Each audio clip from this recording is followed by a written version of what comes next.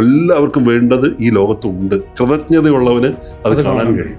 നമുക്ക് വേണ്ട കാര്യങ്ങൾ നമുക്ക് ലഭിക്കണം എന്ന് ഉറച്ചു വിശ്വസിക്കാൻ എങ്കിൽ ഇപ്പോൾ ലഭിച്ച കാര്യങ്ങൾക്ക് നിങ്ങൾ സംതൃപ്തനും നന്ദിയുള്ളവനുമായിരിക്കണം. ഇന്നത്തെ ദിവസം എനിക്ക് ലഭിച്ച മുഴുവൻ കാര്യങ്ങളോടും നന്ദി പറയുക, അത് എഴുതി വെക്കുക.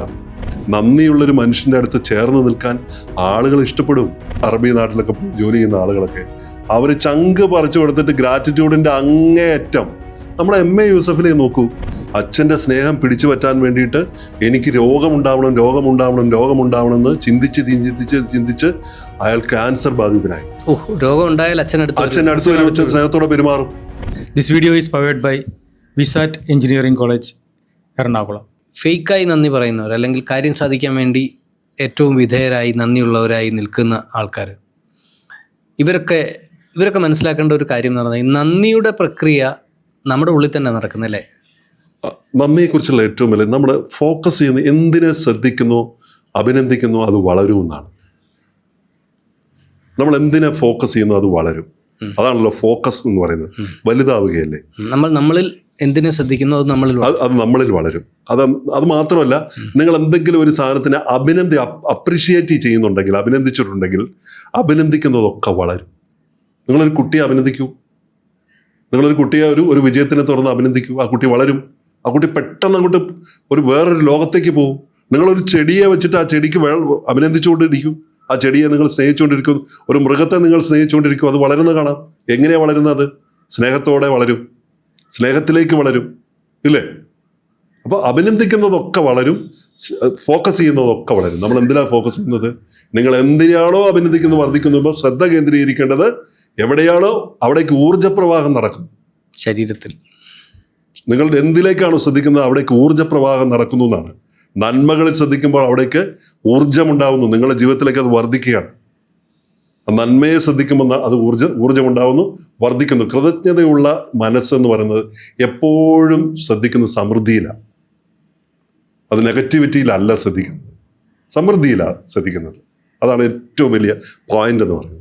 സമൃദ്ധി എന്ന് പറയുമ്പോൾ അബണ്ടൻസ്, സമൃദ്ധി. ഈ ലോകത്ത് നിങ്ങൾക്കും എനിക്കും ഒക്കെ SKയ്ക്കും എല്ലാവർക്കും വേണ്ടത് ഈ ലോകത്തുണ്ട്.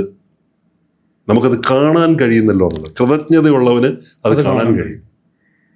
ആവശ്യമുള്ളത് കിട്ടുകയല്ല, അബണ്ടൻസ് ആണ്. അല്ല, ഇതൊരു ഇപ്പോൾ ഈ കഥയിൽ നിന്ന് തന്നെ നമുക്ക് മനസ്സിലാവുന്നത് എന്താണെന്ന് വെച്ചാൽ, നമുക്കിപ്പോൾ റിലേഷൻഷിപ്പിലായാലും ഭാര്യ-ഭർത്തൃ ബന്ധത്തിലാണേലും ഒക്കെ നമ്മളൊരു അംഗീകാരം അല്ലെങ്കിൽ ഒരു കൃതജ്ഞത കൊടുക്കാൻ കഴിഞ്ഞു കഴിഞ്ഞാൽ പകുതി കുടുംബ പ്രശ്നങ്ങൾ പോലും ഉണ്ടാവില്ലല്ലോ. എല്ലാം തീരുന്നു. അവർക്ക് നമ്മളോട് ചൂടാൻ പറ്റില്ല.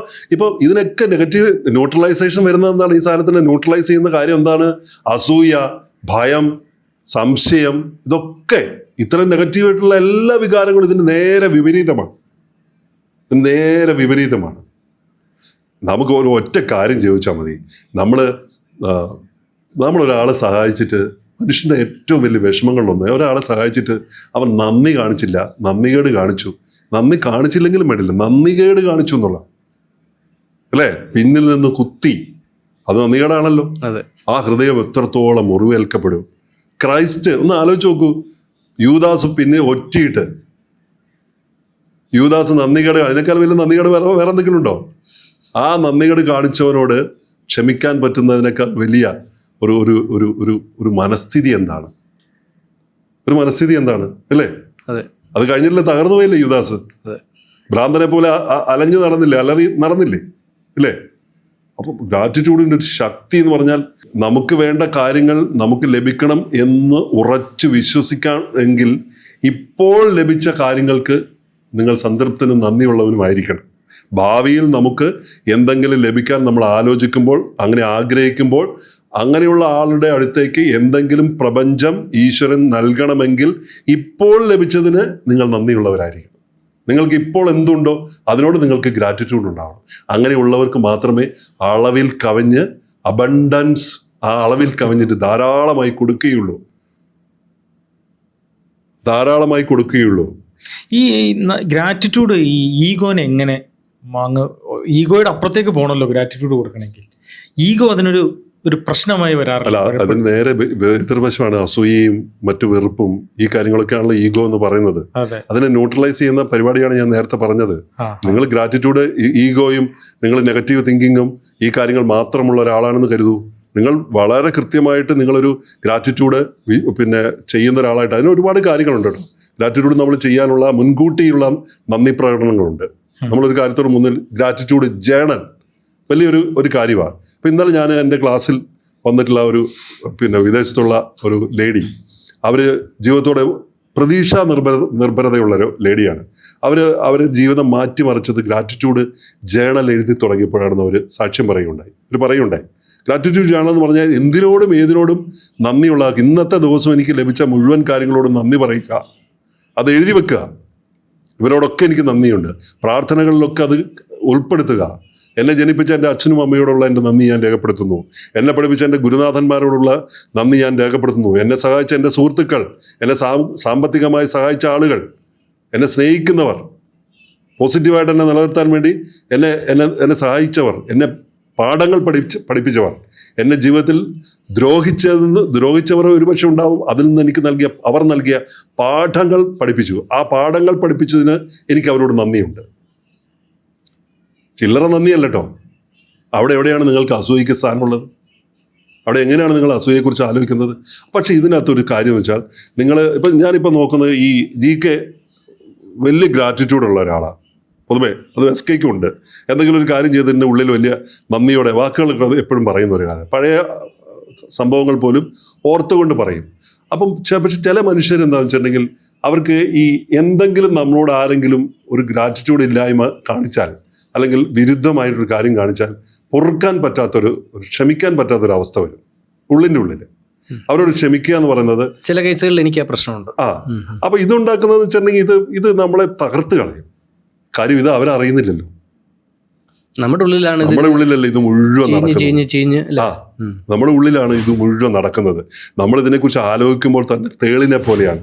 സ്വയം കുത്തിമരിക്കുന്ന ഒരേ ഒരു ജീവിയാണ് തേളെന്ന് പറയുന്നത്. ഇത് ബാക്കിൽ നിന്ന് ഇങ്ങനെ കുത്തിയിട്ട അങ്ങനെ അതിന്റെ മരണം എന്ന് പറയുന്നത് എൻ്റെ എന്ന് പറയുന്നത്. അപ്പോൾ ഓരോ പ്രാവശ്യവും നമ്മളിങ്ങനെ സ്വയം കുത്തുകയാണ്. സ്വയം മുറിവിൽ നമ്മൾ തന്നെ കുത്തിയിട്ട് നമ്മളെ തന്നെ കൊന്നുകൊണ്ടിരിക്കുക. മനസ്സിലായില്ലേ? അപ്പോൾ അത് നമുക്ക് ആലോചിക്കുമ്പോൾ തന്നെ നമുക്ക് ആകെ കൂടിയിട്ട് ഇങ്ങനെ ശരീരമൊക്കെ വിറയ്ക്കും. ആ ചെയ്തത് ഞാൻ അവനെ സഹായിച്ചത്. അല്ല, ഞാനൊരു സംശയം ചോദിച്ചോട്ടെ. ഇപ്പം എനിക്ക് റോബിൻജിയോട് ഗ്രാറ്റിറ്റ്യൂഡ് ഉണ്ട്, അല്ലെ സതീഷിനോട് ഗ്രാറ്റിറ്റ്യൂഡ് ഉണ്ടെന്ന് വിചാരിക്കുക. അപ്പം ഞാൻ ഈ ഗ്രാറ്റിറ്റ്യൂഡ് ഉള്ള ആളാകുമ്പോൾ സ്വാഭാവികമായും മറ്റുള്ളവർക്കും എന്നോട് ഗ്രാറ്റിറ്റ്യൂഡ് ഉണ്ടാകണമെന്നൊരു തോന്നൽ എന്നിൽ. അത് നിർബന്ധം. അതാണ് ഞാൻ അങ്ങനെ ചെയ്യുന്നുണ്ടെങ്കിൽ എന്നോടും അവർക്കുണ്ടാണ് ഓണർഷിപ്പ് ഉള്ളതുകൊണ്ടാണ്. നമുക്ക് ഞാൻ അങ്ങോട്ട് കാണിച്ചാൽ എനിക്ക് ഇങ്ങോട്ടും വേണം ഉണ്ടാവണമെന്നില്ല. കാരണം അവർക്കത് പ്രാക്ടീസ് ചെയ്തിട്ടില്ല. അവർക്കതില്ലെങ്കിലോ ആ പ്രതീക്ഷയാണ് പ്രശ്നം. ആ പ്രതീക്ഷ പാടില്ല. നമ്മൾ ഈ പ്രതീക്ഷയോടുകൂടി ഇത് ചെയ്യുന്നതുകൊണ്ടാണ്. ഞാൻ അവനെ സഹായിക്കാം, പക്ഷെ അവൻ എന്നോട് ഗ്രാറ്റിറ്റ്യൂഡ് കാണിക്കണം. അങ്ങനെ ഡിമാൻഡ് ചെയ്യരുത്. അത് ഇൻവെസ്റ്റ്മെന്റാണ്. ഗ്രാറ്റിറ്റ്യൂഡ് നമ്മൾ അവനോട് കാണിക്കേണ്ട ഗ്രാറ്റിറ്റ്യൂഡ് നമ്മുടെ ഉള്ളിലാണ് ഉണ്ടാവേണ്ടത്. വാക്കുകൾ കൊണ്ട് അത് പറയാതിരിക്കാം. പലപ്പോഴും നമ്മളെ ഭാര്യമാരോട് നമുക്ക് ഭക്ഷണം വിളമ്പി തന്ന് നമ്മളെ നോക്കി, നമ്മളെ കുട്ടികളെ നോക്കി വളർത്തിയതിന് നമ്മളാരെങ്കിലും പോയിട്ട് നിന്നോടല്ല തീരാത്ത ഗ്രാറ്റിറ്റ്യൂഡ് എനിക്കുണ്ടെന്ന് പറഞ്ഞാൽ, ഒന്ന് പോ മനുഷ്യ, നിങ്ങളെ ഗ്രാറ്റിറ്റ്യൂഡുമായിട്ട് ഇറങ്ങിയിരിക്കുകയാണ് എന്ന് പറഞ്ഞ് സംശയിക്കും. അവിടെ നമ്മളത് വാക്കുകൾ കൊണ്ട് പറയേണ്ടതില്ല. അവിടെ നമ്മൾ പ്രവൃത്തിയിലാണ് പറയേണ്ടത്. നമ്മുടെ ഉള്ളിലെ പ്രാർത്ഥനകളിലാണ് പറയേണ്ടത്. അമ്മയോട് നമ്മളത് പറയാറുണ്ടോ? ഇല്ല. അമ്മയ്ക്കറിയാവത് ഇല്ലേ? നമ്മുടെ ഉള്ളിൽ ഗ്രാറ്റിറ്റ്യൂഡ് ഉണ്ടെന്ന് പ്രവൃത്തിയിലൂടെ അറിയാം ഇല്ലേ? അതെ. അപ്പൊ നമ്മുടെ ഉള്ളിലുണ്ടായാൽ മതി. അത് ആ ഉള്ളിലുണ്ടാവുമ്പോൾ ഉണ്ടാവുന്ന മാറ്റം എന്ന് പറയുന്നത്, സതീഷ്, നമ്മുടെ ജീവിതത്തിലേക്ക് വന്നു ചേരുന്ന സൗഭാഗ്യങ്ങൾ നമുക്ക് വർണ്ണിക്കാൻ പറ്റില്ല. നിങ്ങൾ ഗ്രാറ്റിറ്റ്യൂഡ് പ്രാക്ടീസ് ചെയ്യുക. കാരണം ഗ്രാറ്റിറ്റ്യൂഡ് ഉള്ള ഒരു മനുഷ്യൻ്റെ അടുത്തേക്ക്, നന്ദിയുള്ളൊരു മനുഷ്യൻ്റെ അടുത്ത് ചേർന്ന് നിൽക്കാൻ ആളുകൾ ഇഷ്ടപ്പെടും. അതാണ് അതിൻ്റെ കാര്യം. സിമ്പിളാണ്. നിങ്ങൾ ആളുകളോട് വളരെ നന്ദിപൂർവ്വം നിങ്ങൾ സ്മരിക്കുമ്പോൾ, ചില ആൾക്കാർക്ക് ഇത് പറയാനും വലിയ മിടുക്കുണ്ട് കേട്ടോ. ഇത് കാണിക്കുക മാത്രമല്ല, പറയുകയും ചെയ്യും, പ്രവൃത്തിയിലും കാണിക്കും. എനിക്ക് അയാളോട് തീരാത്ത നന്ദിയുണ്ട്. അത് നമ്മളെ അസാന്നിധ്യത്തിലാണ് പറയുക, നമ്മളെ ആബ്സെൻസിലാണ് പറയുക. ഇതെങ്ങനെയും കറങ്ങി തിരിഞ്ഞ് നിങ്ങളെടുത്ത് ജിക്കയുടെ എത്തും. അങ്ങനെ ഒത്തിരി അനുഭവങ്ങളുണ്ട്. ഞാനിപ്പോൾ നേരത്തെ വർക്ക് ചെയ്തുകൊണ്ടിരുന്നപ്പോൾ കേരള വിഷൻ്റെ കാര്യമാണെങ്കിൽ, ഇപ്പോൾ എൻ്റെ മൊബൈൽ നമ്പറിൽ എന്നെ കുറേ പേര് സേവ് ചെയ്ത് വെച്ചിരിക്കുന്ന കേരള വിഷൻ എന്ന് പറഞ്ഞിട്ടോ, കേരള വിഷൻ സതീഷ് എന്നൊക്കെ പറഞ്ഞിട്ടോ ഇപ്പോഴും സേവ് ചെയ്ത് വെച്ചേക്കാം. ഞാൻ അവിടുന്ന് പോകുന്നെങ്കിലും ഇപ്പോൾ 1000 കോടിയുടെ സെലിബ്രേഷനൊക്കെ നടക്കുമ്പോൾ അവിടെയുള്ള ആ ഡയറക്ടർമാർ നമ്മൾ നേരത്തെ ഇപ്പോൾ ഉള്ള ആളുകളൊക്കെ നമ്മളെ അവരുടെ ഒരു പയ്യനായിട്ട് എപ്പോഴും കാണുക. അപ്പോൾ നമ്മൾ അവരോട് എത്രത്തോളം ഗ്രാറ്റിറ്റ്യൂഡ് ആയിരിക്കുന്നു അത് തന്നെ നമുക്ക് തിരിച്ച് പല സ്ഥലത്തു നിന്ന് കിട്ടുന്നുണ്ട്. ഞാൻ പല സ്ഥലത്തും വിളിക്കുമ്പോൾ അല്ലെങ്കിൽ നമ്മുടെ വീഡിയോയുടെ അടിയിലേക്ക് വന്ന് കമന്റ് അടിച്ചിട്ട് നമ്മളെ വിമർശിക്കുമ്പോൾ അവൻ നമ്മളുടെ പയ്യനാന്ന് പറഞ്ഞ് വേറൊരാളോട് പറയാണ്. വർക്ക് ചെയ്യുന്നുണ്ടോ? വർക്ക് ചെയ്യുന്നത് നന്നായി, പക്ഷെ നീ പയ്യനല്ല, പ്രായമായി. അല്ല അങ്ങനെ ഒത്തിരി അനുഭവം അല്ല. ഇത് കുറേ സ്ഥലങ്ങളിലേ നമ്മൾ ഓരോരുത്തരും നമ്മളവരോട് എങ്ങനെയാണോ ആ രീതിയിൽ തന്നെ നമ്മളെന്താണോ അതേ തിരിച്ചു കിട്ടത്തുള്ളൂ. അതെ അതെ അതെ. ആളുകൾക്ക് ഇതൊക്കെ നമുക്ക് നിയമങ്ങളുണ്ട്, ഇതൊക്കെ നമുക്ക് മതഗ്രന്ഥങ്ങളിൽ നമ്മളിതെല്ലാം കൃത്യമായി രേഖപ്പെടുത്തിയിട്ടുണ്ട്. ഇത് നമ്മളെ പഠിപ്പിക്കുന്നുണ്ട്. ട്രെയിനർമാരോ അല്ല അത്തരം ഫെസിലിറ്റേഷൻ നടത്തുന്ന ആളുകളൊക്കെ നമ്മളിത് പഠിപ്പിക്കുന്നുണ്ട്. ഇതൊക്കെ നടക്കുന്നുണ്ട്. പക്ഷെ ഇത് പ്രാക്ടീസ് ചെയ്യാൻ ഭയങ്കര പാടാണ്. അതെ, ഇതൊരു ആറ്റിറ്റ്യൂഡാണ്. പ്രാക്ടീസ് ചെയ്താലുണ്ടല്ലോ നിങ്ങൾക്ക് സ്റ്റോപ്പ് ചെയ്യാൻ പറ്റില്ല. നിങ്ങളെ സ്റ്റോപ്പ് ചെയ്യാൻ ആർക്കും പറ്റില്ല. കാരണം നന്ദിയുള്ള നിങ്ങളുടെ കൂടെ ചേർത്ത് നിർത്താൻ ആരാണ് ഇഷ്ടപ്പെടുന്നത്?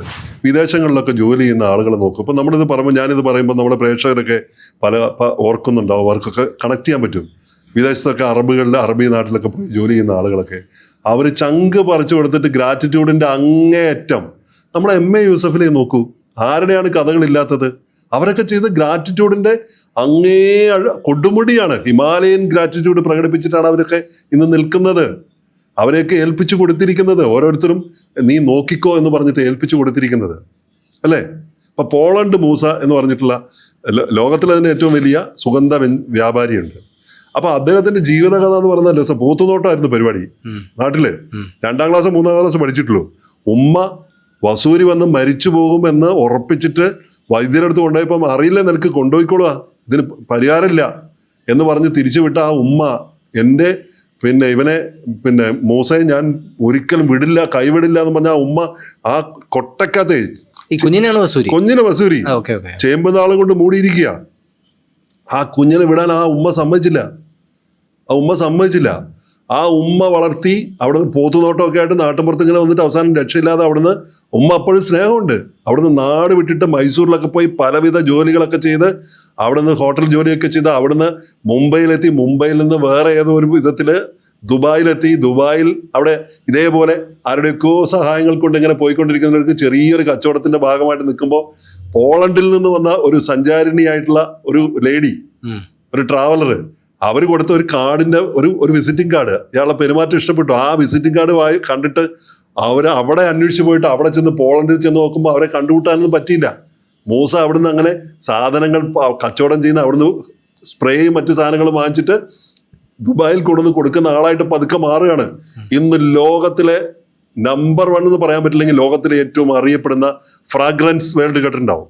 ഒട്ടനവധി സുഗന്ധ ദ്രവ്യങ്ങളുടെ ഈ ഫ്രാഗ്രൻസ് വേൾഡിലൂടെ അത്രയും പോപ്പുലർ പോളണ്ട് മൂസ എന്ന് അറിയപ്പെടുന്നത്. ഗ്രാറ്റിറ്റ്യൂഡ്.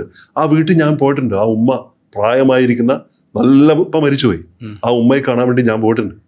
ആ ഉമ്മയോടുള്ള ഗ്രാറ്റിറ്റ്യൂഡ്, ആ മരിക്കാൻ പോയ ആ വസൂരി വന്ന എൻ്റെ കുഞ്ഞിനെ എൻ്റെ മൂസയെ ഞാൻ ആർക്കും വിട്ടുകൊടുക്കില്ല, വൈദ്യരെ ഒഴിവാക്കിക്കൊള്ളാൻ പറഞ്ഞിട്ട് ഒഴിവാക്കാൻ കൂട്ടാക്കാതെ നിന്ന അമ്മയുണ്ടല്ലോ, അവരല്ലേ അതിന് ഉത്തരവാദി ജീവിച്ചിരിക്കാൻ കാരണം. ആ ഗ്രാറ്റിറ്റ്യൂഡ് ഉണ്ടല്ലോ, ആ ഗ്രാറ്റിറ്റ്യൂഡ് ചില്ലറ ഗ്രാറ്റിറ്റ്യൂഡ് അല്ല. ഇത് നമുക്ക് നമ്മുടെ അച്ഛനോടും അമ്മയോടും അവർ ജീവിച്ചിരിക്കുന്നുണ്ടെങ്കിലും ഇല്ലെങ്കിലും നമുക്കത് കാണിക്കാൻ പറ്റണം. അതെ, ഈ സക്സസ് ആയ എല്ലാവർക്കും ഇതുണ്ടല്ലോ. മൈജി ഷാജിക്ക് അമ്മയോടുള്ള ഗ്രാറ്റിറ്റ്യൂഡ്. അയ്യോ, നമ്മൾ നേരിട്ട് അല്ലേ?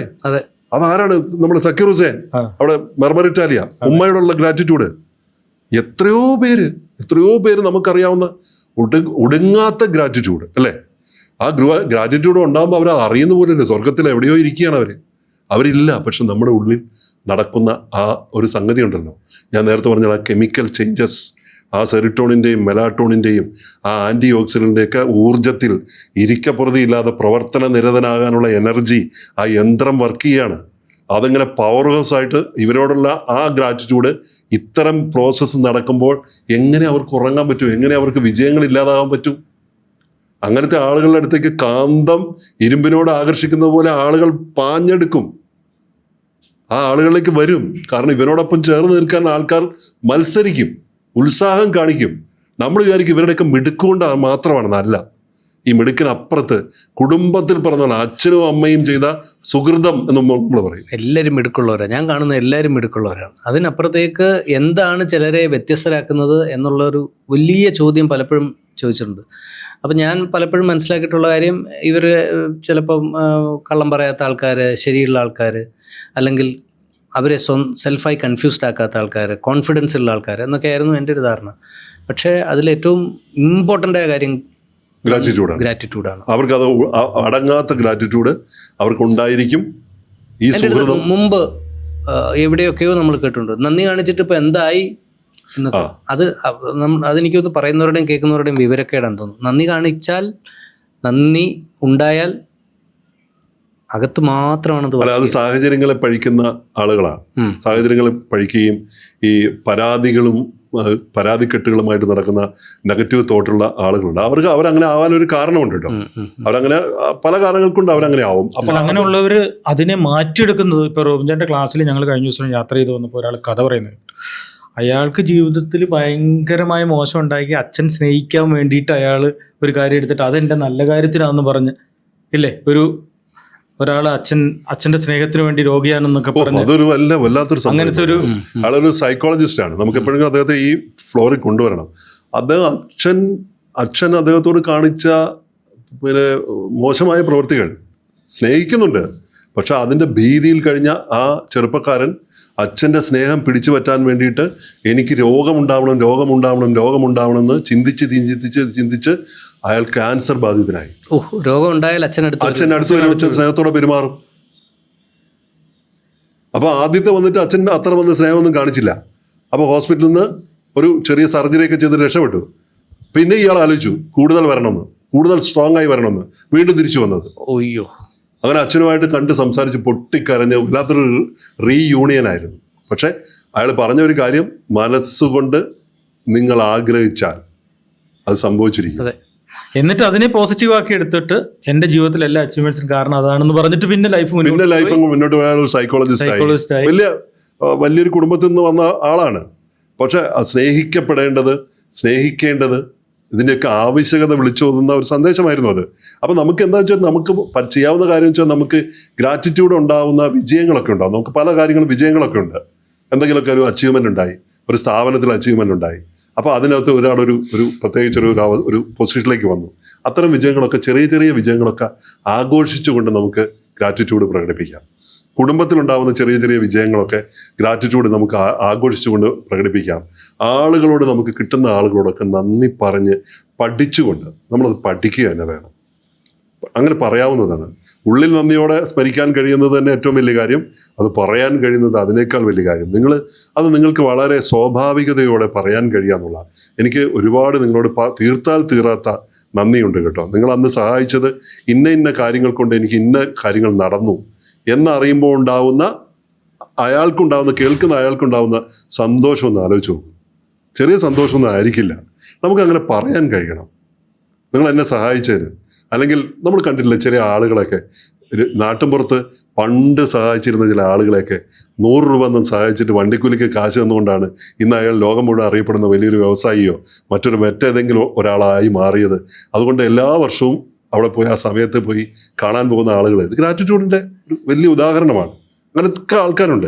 അമ്മയെ നമ്മൾ കാണാൻ പോകുന്നത്, ജീവിച്ചിരിക്കുന്ന അമ്മയെ അച്ഛനെ നമ്മൾ കാണാൻ പോകുന്നത്, അവരുടെ കുഴിമാടത്തിൽ വർഷത്തിലൊരിക്കൽ പോയിട്ട് വിളക്ക് കത്തിക്കുന്നതിന് പ്രാർത്ഥിക്കുന്നത് ഒക്കെ അതിന്റെ ഭാഗമാണ്. നമ്മുടെ ജോളിച്ചാന്റെ കൂടെ ഒരിക്കൽ ചാരുഹാസൻ സാറിനെ കണ്ടപ്പോൾ രജനീകാന്തിന്റെ ഗ്രാറ്റിറ്റ്യൂഡിനെ പറ്റി ഒരു കഥ പറഞ്ഞു.